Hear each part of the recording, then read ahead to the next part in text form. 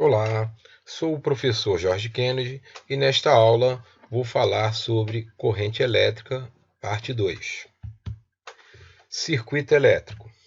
Na figura, apresentamos uma bateria ou uma pilha, cujos polos foram ligados por um fio condutor. Quando fazemos uma ligação como esta, dizemos que constituímos um circuito elétrico, cuja representação esquemática é mostrada na figura B. Como existe uma diferença de potencial entre os polos de bateria, esta voltagem será estabelecida nas extremidades do fio. Um campo elétrico será criado dentro do condutor. As cargas livres deste condutor estarão em movimento, ou seja, teremos uma corrente elétrica passando no fio. O sentido convencional desta corrente no fio está indicado na figura. As cargas positivas tendem a se deslocar de onde o potencial é maior para onde ele é menor.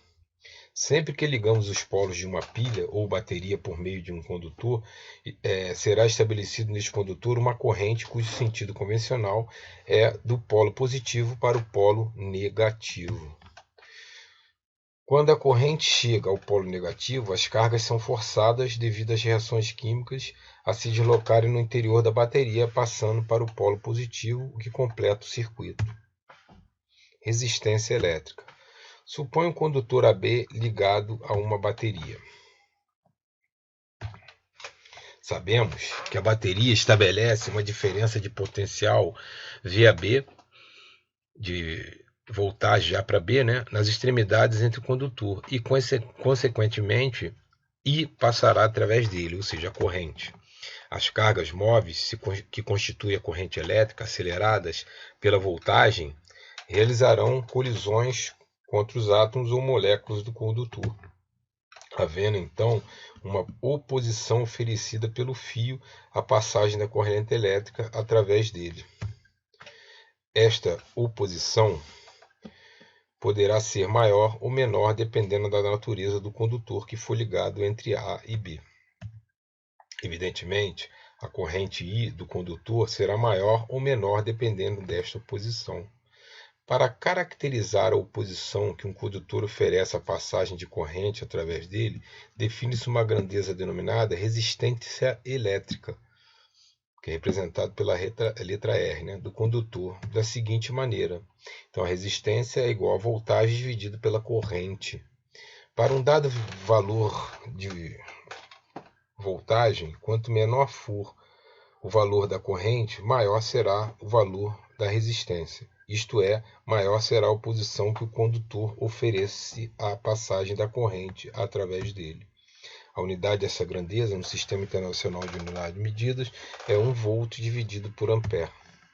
Esta unidade é denominada 1 ohm, em homenagem ao físico alemão do século XIX, Georg Simon Ohm, que colaborou no estudo de fenômenos relacionados à corrente elétrica. Logo, 1 volts dividido por ampere é igual a 1 ohm. Fatores que influenciam no valor de uma resistência. Primeiro, a resistência de um condutor é tanto maior quanto maior for seu comprimento. A resistência de um condutor, segundo, a resistência de um condutor é tanto maior quanto menor for a área de sua seção reta, isto é, mais fino for o condutor. A resistência do condutor depende do material que ele é feito. Alguns materiais são melhores condutores que outros.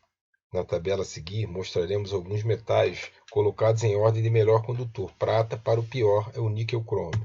Então nós temos a prata, o cobre, o alumínio, o tungstênio, o ferro, o chumbo, o mercúrio e o níquel. Você veja que no topo é a prata e logo em seguida é o cobre. Por isso nossos fios, são feitos do material cobre, do cobre. Resistividade de um material. O valor da resistência de um fio condutor dependerá de seu comprimento e da área de sua seção reta. A resistência R do fio é diretamente proporcional ao seu comprimento L. A resistência do fio é inversamente proporcional à área de sua seção reta. Então, a resistência, né, ela é diretamente proporcional ao comprimento do fio dividido pela área da seção. Quanto mais grosso for o fio, menor será a resistência. Introduzindo uma constante de proporcionalidade apropriada, podemos transformar essa relação anterior em uma igualdade. Esta constante, que se representa pela letra grega ρ, é denominada resistividade. Então, a resistência do fio é igual ao constante de resistividade vezes o comprimento do fio dividido pela área da seção reta do fio. Aí nós temos aí a tabela agora, né? O alumínio é 2,6 vezes 10 a menos 8 ohm vezes metro. O cobre 1,7 vezes 10 a menos 8 ohm vezes metro. O níquel cromo 100 vezes 10 a menos 8 ohm vezes metro. O chumbo 22 vezes 10 a menos 8 ohm vezes metro. O ferro 10 vezes 10 a menos 8. O mercúrio 94 vezes 10 a menos 8. E a prata 1,5 vezes 10 a menos 8. Tungstênio 5,5 vezes 10 a menos 8. Ok, deixe o seu like e se inscreva no canal.